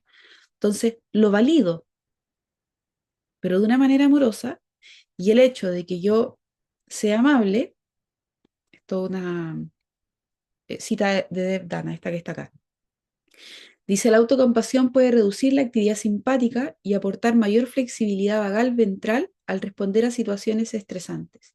La autocrítica activa antiguos sistemas de defensa que llevan a las personas a abandonar la seguridad y a adoptar un estado de protección. Lo escribí pésimo. Desde un estado de supervivencia, el acceso a niveles superiores de pensamiento se ve alterado. La reacción reemplaza la reflexión y se bloquea la capacidad de participar en el proceso de cambio. La autocompasión brinda un camino seguro para explorar los patrones de respuesta autónoma. Esto es más claro, o sea, escrito con una ortografía pésima, pero quedémonos, sentémonos en lo relevante, que es el mensaje de fondo. Para los TOC, olvídense de los acentos, de las palabras que faltaron, de las letras que se eliminaron. ¿Ya? Em, Esto es súper importante porque en la medida que yo tengo una actitud amable con mi proceso, yo voy a ser capaz de sostener también la posibilidad del cambio, porque voy a estar abierta a esa posibilidad. Cuando yo soy compasiva, se activan mis zonas vagales ventrales, que son las que me permiten regenerarme, repararme, descansar, restaurarme. Pero si yo voy con la autocrítica y me ataco a mí misma, obviamente que eso activa mis mecanismos de protección. La amabilidad es fundamental y la compasión es una cualidad que se debe despertar en nosotros y luego hacia los demás. Hay personas que son súper compasivas con los otros, pero no lo son consigo mismas, y hay personas que confunden la compasión con la empatía o la compasión con la lástima, ¿no? Y son cosas distintas. La empatía es mucho más desgastante. La empatía, sin la activación de la ínsula, se transforma muchas veces en una pérdida de límites. La empatía solo tiene sentido cuando yo estoy activa mi ínsula, es decir, yo tengo contacto con mi mundo interno, mis emociones y mi cuerpo y puedo decir, esto es el otro y este soy yo. Entonces, la empatía ahí tiene un sentido precioso y maravilloso porque no estoy perdiendo el límite, no estoy fundiéndome en el otro donde yo ya no tengo claridad de qué es lo mío y qué es lo del otro. Soy empática, entiendo, comprendo, siento el dolor del otro, pero no me mantengo separada de mí. Sigo conectada en mí. La compasión es distinta a la empatía. Es distinta porque la compasión tiene que ver con la cualidad de ser amable sin negar. O sea, la empatía debe ser compasiva. ¿Ya? La empatía sin compasión, solo empática. Te entiendo, me pongo en tu lugar, pero bueno, pero ¿estoy realmente em, siendo amable con ese proceso? ¿Estoy realmente siendo eh, amorosa? ¿Estoy realmente siendo comprensiva con ese proceso? La compasión es un concepto muy elaborado en las prácticas antiguas, sobre todo en el budismo, en el budismo Mahayana. Es una práctica muy inculcada dentro del budismo, como fundamental. La compasión a uno mismo, la compasión al mundo, la compasión a la naturaleza. Pero dentro del budismo y en el budismo tibetano, muchas veces también esta compasión también viene de la mano de, o hay literatura budista que lo representa así, como de pasar a llevar a veces incluso tus propios límites en pos de comprender al otro, de ser compasivo con el otro. Entonces el otro te agrede, pero tú puedes sostener una actitud compasiva. Y a veces eso se puede confundir, porque tú puedes ser compasivo y empático, pero no por eso permitir que ciertas cosas que te dañan sucedan. Y eso igual con uno mismo, yo puedo ser compasiva con esas partes mías que me dañan, pero no por eso voy a permitir que esas partes sigan activas dentro de mí. Entonces, hay que como entender esa diferencia, que no es tener ni lástima ni permitir que las cosas sean sin establecer ninguna clase de límite con eso. La compasión sin límites internos se diluye en una cosa sin forma. Yo tengo que tener compasión frente a mis acciones, pero tengo que, a través de esa compasión, permitir que eso no suceda, no siga sucediendo si me daña. Entonces, trabajar en esa energía de la compasión es súper importante, sobre todo cuando nosotros queremos aprender a utilizar nuestro sistema nervioso autónomo, no solamente al servicio de la supervivencia, sino también al servicio de la sanación. La compasión va a ser lo que va a permitir que yo pueda hacer esa transición, ese movimiento o ese flujo en mi sistema de supervivencia. Sistema de supervivencia mi sistema autónomo me tiene que proteger, pero también me tiene que sanar. No me tiene que proteger todo el tiempo. Entonces, la compasión, las cualidades de la compasión, las cualidades de el ser amable conmigo misma, la capacidad de poder mirar hacia dentro de mí y entender mis procesos sin la autocrítica, sin el fondo la compasión la autocompasión se diferencia de la autocrítica basada en la vergüenza porque tiene una actitud más abierta. La compasión es una cualidad más abierta de dialogar conmigo y de entender mi historia personal sin castigarme por las cosas que hago, sin condenarme. Entonces, aquí como que me adelanté en un punto. esto lo vamos a ver mañana, voy a avanzar con esto, porque voy a meterme más en la compasión. Este es el método básico en el que trabaja Devdana: entablar amistad, prestar atención, modelar, integrar, ¿ya? Y conectar. Entonces mañana vamos a entrar en esa parte. Ahora voy a avanzar hacia el trabajo con la compasión para ya cerrar en unos 15 minutitos más. Entonces van a quedar como con una tarea para ustedes. Idealmente que lo hagan hoy día para mañana compartirlo, pero compártanlo. Se ponen tímidas, les da miedo, vergüenza, no sé, no lo hacen, pero no lo comparten. Yo, de hecho, voy a compartir con ustedes un trozo de una carta que yo me escribí hace mucho tiempo, que yo la tengo guardada porque para mí fue súper significativa esa carta. Entonces, para también inspirarla a ustedes a que no tengan rechazo a compartir esas experiencias, porque es muy bonito compartir realmente este tipo de dinámicas. La autocrítica basada en la vergüenza se centra en la vergüenza. Soy malo, soy defectuoso, me equivoqué, lo hice mal, ¿ya? En la acción. Se centra en la identidad y no solo en la acción. Hay un tono interno que es duro, es castigador, es humillante, es descalificativo, y su objetivo, obviamente, es evitar el rechazo y que nos forcemos a mejorar a través del miedo. La autocrítica basada en la vergüenza siempre tiene como añadidura la búsqueda de la aceptación del otro. Entonces, yo me critico para que, no por mí, en el fondo, mi sistema de conexión social biológico me está diciendo: no te equivoques, hazlo bien, no seas torpe, no digas esto, porque los otros se van a desconectar de ti, porque los otros se van a desvincular, porque los demás te van a rechazar. No es una autoexigencia que viene de la nada, el sistema de conexión social ahí está todo el tiempo activado, haciendo que nosotros tengamos este comportamiento. Efectos fisiológicos: obviamente, la autocrítica basada en la vergüenza es un mecanismo de la percepción, también el sistema reticular ascendente, por lo tanto está la amígdala, está el hipocampo y muchas estructuras del cerebro que están involucradas en este comportamiento, pero aquí lo que se activa es el eje hipotálamo hipófisis adrenal, pituitaria adrenal, que es la que en un contexto de autocrítica de amenaza, mi cuerpo lo percibe como un peligro, se activa el cortisol, se activa la adrenalina, me tenso, me pongo rígido, me aprieto, y en el fondo le voy dando la señal aferente a mi sistema nervioso de que estoy en peligro y voy retroalimentando este comportamiento en mí. Yo fui una persona que estuvo muy en este lado de la historia, o sea, me es muy fácil entrar ahí, de hecho, o sea, yo tengo muy activo este sensor, y con mi trabajo con la compasión, de mirarme a mí misma, es lo que me ayuda a navegar hacia el otro lado. Es decir, ya se activó la autocrítica, pero la puedo mirar, la puedo entender y no dejarme arrastrar por ella. Y la tomo como una: ¿a qué me quieres criticar? ¿Me quieres enseñar algo o me vienes aquí a aplastar? Si me viene a aplastar, yo rapidito le digo: no, no, no tenemos nada que conversar porque vienes con tu fuerza a hundirme. Puedo ya hacer esa dinámica de no permitirle que ella venga con toda su fuerza, pero no es que ha desaparecido, porque la autocrítica nunca va a desaparecer, porque es parte de nuestra estructura mental, psicológica, o sea, la necesitamos como un regulador de la socialización realmente, y como parte de nuestro aprendizaje vital.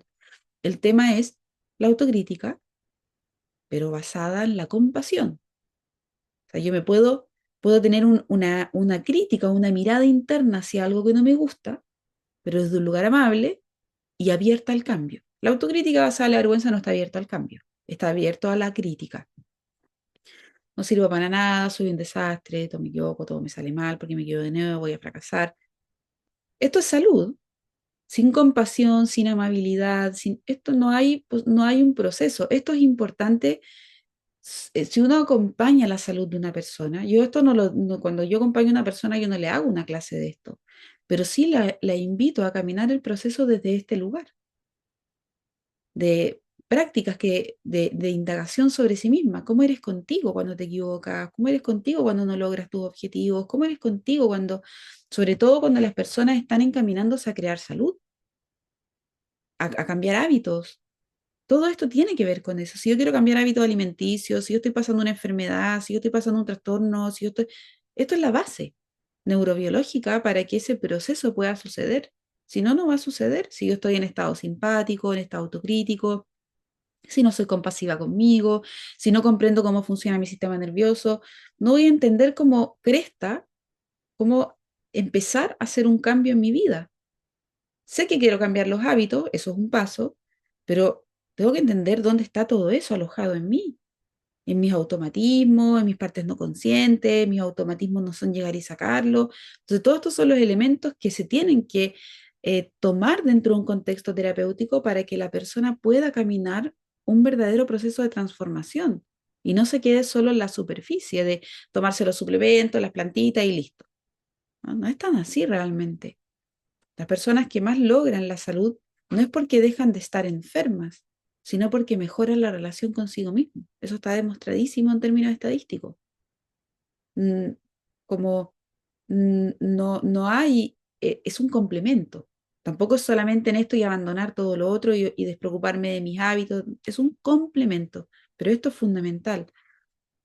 Es fundamental. Yo lo veo todo el tiempo en mis acompañamientos, todo el tiempo, de la autoexigencia, los cambios de alimentación, se equivocaron, no hicieron su plan y empieza inmediatamente el maltrato, la autocrítica, todo lo hago mal, la comparación, es que la otra lo hace tan bien. Eso no te va a ayudar, no te va a ayudar a sostener un cambio en tu vida. Entonces, efecto inhibe, las emociones inhibitorias, vergüenza, culpa, aquí están, súper activas, muy activas estas emociones, sobre todo la vergüenza. Evitación, evitar el contacto consigo mismo, evitar el vínculo, evitar el contacto. Aislamiento sobre esfuerzo por perfeccionismo. Todas las personas que son perfeccionistas al punto donde ya es como que se pegan el rayón, es porque están muy sostenidos en esta autocrítica. Entonces la autocrítica o autoevaluación, que autocrítica suena igual como una palabra fuerte, con base en la compasión. La compasión implica reconocimiento del sufrimiento, más el deseo de aliviarlo, aplicándolo en mí. O sea, yo reconozco que esta situación me afecta, me molesta, que quisiera hacerla distinta, reconozco que yo tenía un plan, que no sé, no quería comer pan y comí pan. Entonces me decirme, ya, de nuevo comiste pan, ansiosa, eres una hambrienta, nunca te cumple, ok, comí pan. No es algo que me haga bien, me acabo de dar cuenta de mis reacciones automáticas, voy y lo hago sin pensar, a lo mejor sería bueno que sacara el pan de mi vida, voy a esforzarme más, voy a esforzarme más de mi parte para mañana y pasado mañana, no caer nuevamente en esto. Hay una diferencia radical, puede ser que mañana vuelvas a caer, pero el hecho de ir cultivando una cualidad compasiva, te juro que hace que el pan te caiga peor, te caiga menos mal. O sea, te puedes comer el pan, pero si te comes el pan tratándote mal, ese pan te va a caer pésimo. Si te comes el pan diciendo, ya lo hice de nuevo, pero lo voy a intentar, va generando mucho más alivio para la persona. Ahora, la compasión no es lástima, no es pobre de mí, lo hice de nuevo, no importa, pobre de mí, y así pasarte toda tu vida, pobre de mí, lo hice de nuevo, pobre, y no hacer ni un cambio. Trabajamos con la compasión para generar cambios dentro de nosotros, no para quedarnos en una compasión y no avanzar, es para reconocer el sufrimiento y aliviarlo dentro de nosotros. Y el alivio no momentáneo, no pobre de mí me alivio, es una fuerza, es una conducta, una fuerza para generar cambios en nuestra vida. He cometido un error, pero puedo aprender de esto. Es normal sentirse así en estas circunstancias. Merezco y quiero y deseo cuidarme mientras mejoro. Se vamos cambiando el lenguaje hacia una forma mucho más amable. Nos damos motivación, nos abre el aprendizaje, nos permite la conexión social. Entonces, acá un poco una aspecto, forma de hablarte, basada en la vergüenza, como un poco más estructurada para entender hacia dónde me estoy moviendo. Pero vamos a ir a la autoindagación compasiva, que es un poco el trabajo que yo les quiero compartir, ¿ya? En la autocompasión compasiva, autoindagación, que es una herramienta antiquísima, Gabor Maté la fue desarrollando, pero la autoindagación es una práctica antigua del Veda, digamos, es muy antigua la autoindagación. De hecho, la autoindagación es una forma de yoga. Hay una forma del yoga del autoconocimiento que es por medio de las preguntas indagar en tu ser para poder encontrar la verdad dentro de ti, al ser realmente. Entonces, trabajamos con ciertas estructuras dentro de ese proceso para poder desarrollar una autoindagación compasiva, que es una forma de autoconocimiento, pero desde un lugar compasivo con nosotros. Entonces acá yo les doy algunas preguntas como directrices sobre las cuales podemos trabajar. ¿Qué estoy sintiendo en este momento en el cuerpo y en las emociones? Una pregunta demasiado simple, pero que uno tiende a no hacerse. Uno no se pregunta a sí mismo, ¿qué estoy sintiendo en este momento realmente? ¿Qué siento en mi cuerpo? ¿Cómo están mis emociones? ¿Qué pensamientos están presentes ahora mismo? ¿Qué estoy pensando? ¿De dónde viene este pensamiento que estoy teniendo? ¿Es mío? ¿Es aprendido? ¿De dónde apareció este pensamiento? ¿En qué momento de mi vida surge este pensamiento como una realidad y se empieza a repetir en mí? ¿Dónde hay tensión e incomodidad en mi cuerpo en este momento? Preguntas como tan simples. No para encontrar una respuesta, la autoindagación compasiva no está dirigida a encontrar una respuesta, sino en la posibilidad de encontrarme conmigo misma. Es solo eso, aprender a encontrarme conmigo y en la medida en que me asiento en mi ser, las respuestas aparecen. Generalmente en forma de silencio, en una observación muy sencilla dentro del cuerpo. No pregunto inmediatamente para registrar cosas. No pregunto para hacer un paseo dentro de mí. Es como cuando no sé, cuando a un hijo le pregunta cómo te sientes, un niño chico no logra realmente muchas veces tener claridad de cómo se siente.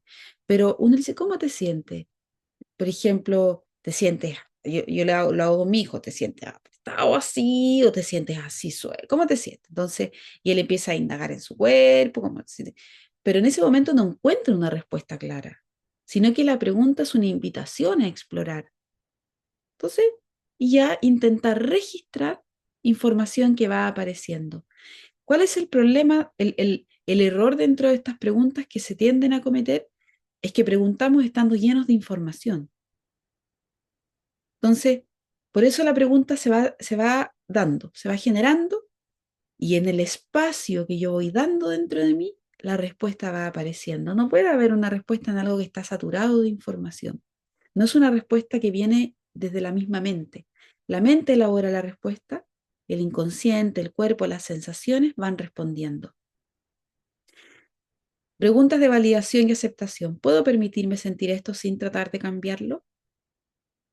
Por ejemplo, tuve una discusión con alguien y inmediatamente no quiero sentir nada. Tengo rabia, pero me voy a bloquear, no, voy a evadirme. Pero, ¿y si me permito sentir la rabia, que tengo rabia?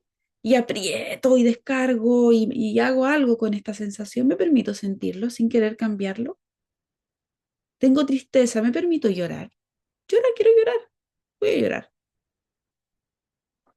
simplemente. Y dejo que ese espacio se suceda dentro de mí. O sea, tengo que preguntarme, ¿yo me permito sentir a mí misma sin querer manipular eso que estoy sintiendo? ¿Qué parte de mí necesita ser escuchada ahora? Cuando estoy confundida, ¿quién quiere hablar adentro de mí? ¿Quién quiere expresarse dentro de mí?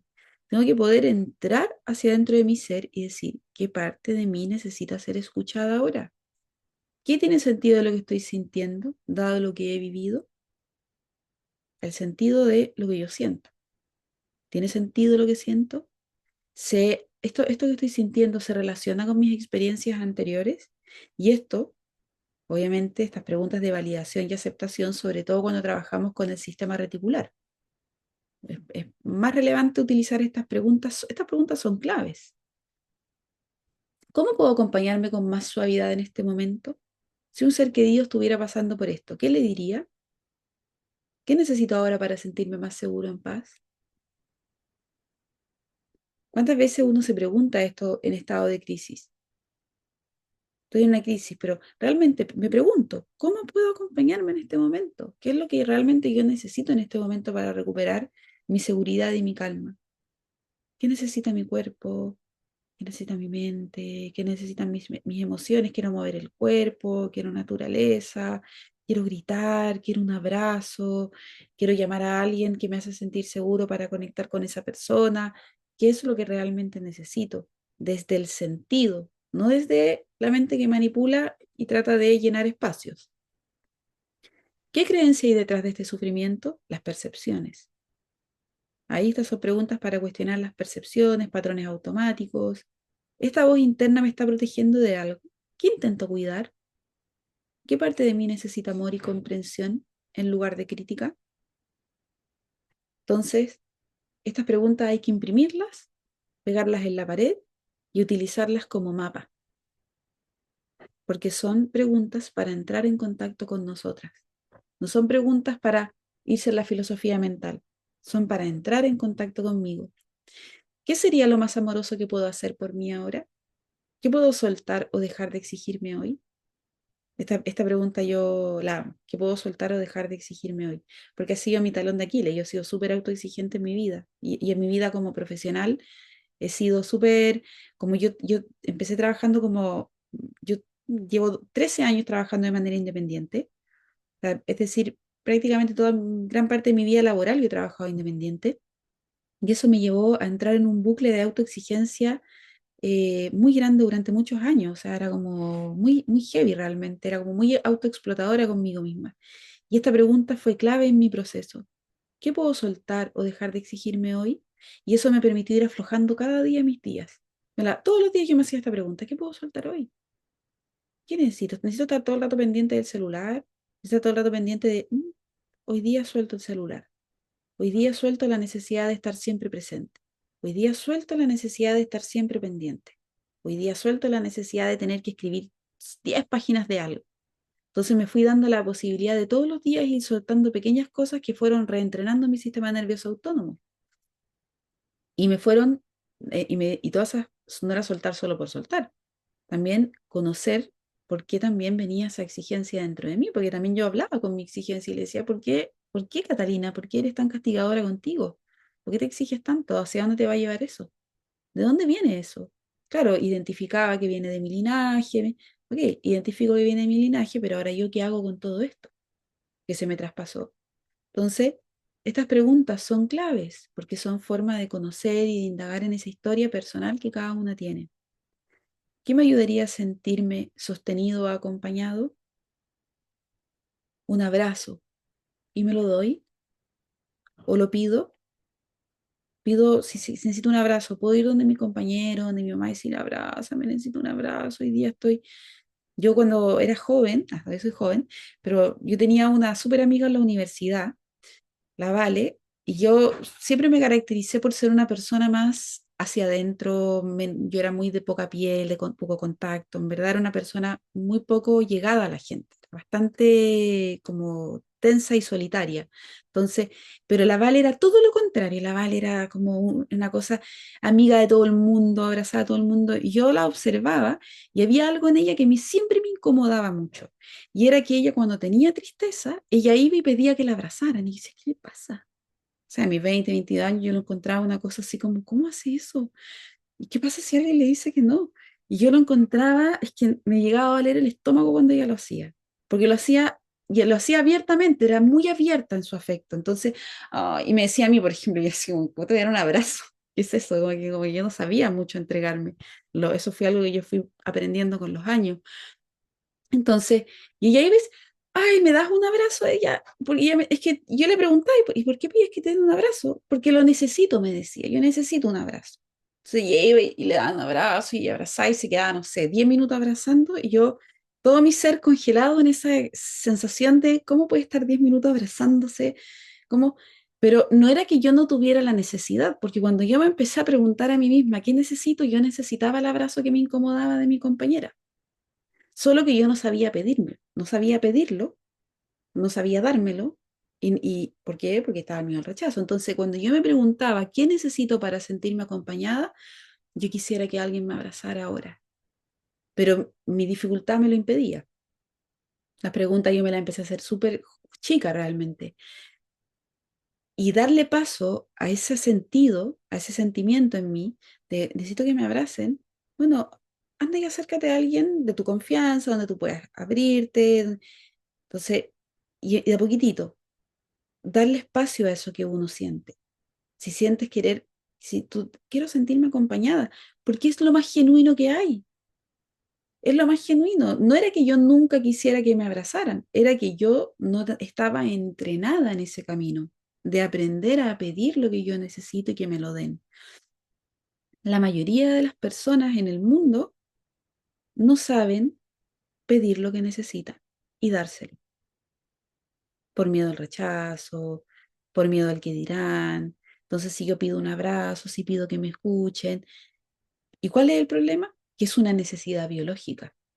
No es una necesidad tuya como persona, es biología. Esa compañera mía, la Vale, estaba siguiendo su biología del amor, su oxitocina ahí toda activa. Yo estaba con el cortisol a tope porque no era una enseñanza, un aprendizaje que yo había despertado en mí, el afecto, y menos pedirlo. O sea, ya pedirlo era una cosa inconcebible. Hasta que aprendí la maternidad, los hijos, las relaciones, las experiencias, el camino interno, todo me fue enseñando a decir, necesito un abrazo ahora. Me sigue costando, o sea, no se lo podría pedir a cualquier persona, porque todavía tengo ciertas tensiones y dificultades en mi vida, pero en mis figuras de apego seguro, en mi pareja, en mis hijos, en mi hermano, en mi papá, en mi mamá, puedo hice un abracito o voy y darlo espontáneamente. Entonces yo voy observando que son partes mías que yo le estoy dando un lugar que se van descongelando. Pero la pregunta es lo que me permitió verlo. Si yo necesito un abrazo, ¿por qué no me lo doy? Si yo necesito esto para sentirme amada, ¿por qué no me lo doy? ¿Qué parte mía no se lo permite? Entonces, es interesante reflexionar sobre uno mismo. Entonces, antes de cerrar la tarea, es la siguiente. Vamos a escribir una carta autocompasiva. Yo mañana les voy a leer un párrafo de la mía, que más que una carta, era como un cuaderno de autocompasivo, porque fue como, lo escribí, lo escribí en un momento de mi vida donde yo estaba pasando un proceso de muchos quiebres internos, emocionales, y donde yo venía habituada a tener un trato muy duro conmigo misma. Y cuando me escribí esta carta, que fue como un desnudarme conmigo misma, de hablarle a mi niña, hablarle a mi niña interna, hablarle a mis partes rotas, a mis partes erráticas, a mis decisiones que yo condenaba del pasado, a muchas partes de mí a las que yo rechazaba, que yo decía, ¿cómo elimino esto de mí? Poder hablarles amorosamente fue una forma tan potente, o sea, fue como escribirlo y luego leerlo y releerlo y releerlo, fue darme la posibilidad de abrazar todo eso en mí. Porque cuando tú te escribes una carta y tú después de un tiempo vuelves a leer esa carta, es como que te encuentras con algo que te mueve demasiado por dentro. Sobre todo cuando le hablas a tus partes rechazadas, cuando le hablas a tus partes que no quieres, a tus partes que niegas, a tus partes ocultas. Todos tenemos cosas de nosotros que rechazamos y queremos ocultar, que negamos, que no queremos mirar, que no nos gustan de nosotros, pero esas partes piden ser miradas y piden ser realizadas dentro de nosotros. Entonces la forma de trabajar en ella es a través de estas herramientas de dirigirnos a esas partes nuestras y decirles te veo, te miro, estoy aquí, entiendo por qué estas partes aparecieron en algún momento, entiendo estas decisiones que tomaste que a lo mejor en su momento no eran las que tú hubieras tomado, pero eran los recursos que tenías en ese momento, hiciste lo que tenías con lo que podías. Entonces, cuando tú lees eso con el tiempo, oh, es un perdón hacia ti misma, pero es un perdón genuino, porque la compasión es eso, es una acción, un acto muy amoroso. Entonces, hoy día, des en algún momento en el día y escríbanse una carta. Querida, sé que este momento te sientes o este pasado ha sido doloroso para ti o estas decisiones que has tomado, pero me gustaría que pudiéramos observar esta historia y la pudiéramos mirar desde otro lugar, que pudieras entender que has hecho lo que has podido con lo que has tenido, con los recursos que has tenido disponibles para ti según tu historia. Cada paso que has dado te ha permitido crecer. Entonces, eso es un gesto maravilloso hacia nosotras. Es completamente humano equivocarse y pasar por momentos así. Todas las personas, incluso las que más admiras, han sentido algo parecido.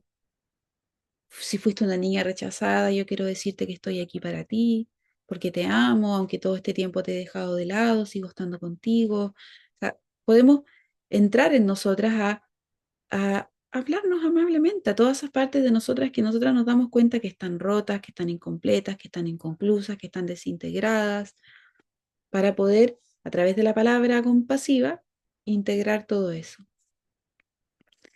Y a ver, las, las puertas de la percepción de Aldous, sí, claro, también, buenísimo libro. Puede haber también anclas correguladoras como una amiga, totalmente. Cuando trabajemos mañana vamos a ver eso. Las anclas son las amistades y de hecho es genial porque uno puede tener amistades que te anclan en diferentes cosas. Por ejemplo, no sé, si yo tengo una discusión con mi pareja, yo sé que tengo una amiga que es especialista en contener ese tipo de cosas. Porque la amiga que siempre te da, que para mí es como la Billy, yo es como que voy ahí, como va a ser, ella es mi anclita, me devuelve, me trae de vuelta, me muestra las cosas, pero yo puedo hablar ese tema con ella. Porque si yo le hablo de otro tema, de mis hijos, no, esa es su especialidad, ella es mi ancla en este tema. Mi ancla en mis desórdenes de otro tipo es mi mamá. No se voy a llamar a mi mamá porque ella es mi... Entonces nosotros tenemos distintas anclas, distintos humanos que cumplen función. Un humano no va a ser el ancla de todos nuestros problemas. Entonces podemos ir identificando qué personaje, ante qué ancla, o sea, ante qué situación yo me puedo anclar. Ah, este yo me anclo porque esta persona es la que me ancla en este sentido. Entonces, vamos a hacer unas dinámicas súper bonitas para poder identificar estos anclajes adentro y afuera. Qué lindas preguntas, hermosa herramienta para hilar fino en mi proceso. Estoy en el momento en que estoy observando mi reacción, intento aceptarla y cada día me cuesta menos salir del estado de autocrítica dura. Gracias. Qué bueno, Jota, lo mejor, poder ser amorosos. Cata nos va a enviar las preguntas y el formato. Les voy a mandar esto ahora. Como me demoro un poco más subirlo por la página, se los voy a mandar al WhatsApp. Entonces, para que las tengan ahí para poder trabajar en su carta. Y igual lo voy a subir a la página, pero me demoro un poco más en subirlo. Entonces se los mando al WhatsApp. Y mañana, la que siente, la que quiera en el principio, poder compartir o al menos una parte de nuestra carta. Es importante esto porque uno tiene que ver con el hecho de poder expresar nuestra vulnerabilidad. Este es un espacio seguro. Es seguro, no nos conocemos en persona, pero ya más o menos sabemos que estamos todas navegando en la misma, tratando de reconstruirnos, de conocernos, de acompañarnos. Entonces, es interesante poder también ser ese espejo para la otra compañera, que en lo que la otra expresa también yo lo puedo estar vivenciando y el hecho de escucharme en la otra también abre mi compasión hacia el otro. Entonces, es muy importante. Bueno, queridas, mañana nos encontramos a las 9:30. Vamos a leer la carta, vamos a conocer el método de la Dana de las dinámicas que ella desarrolló para movernos entre la apertura, o sea, entre el peligro y la apertura, y vamos a hacer algunas dinámicas si da el tiempo. Así que eso, nos vemos mañana. Un beso grande, que tengan una bonita tarde. Mañana con el mismo link a la misma hora. Un besito, cuídense, que estén muy bien, que tengan linda tarde. Chao, chao.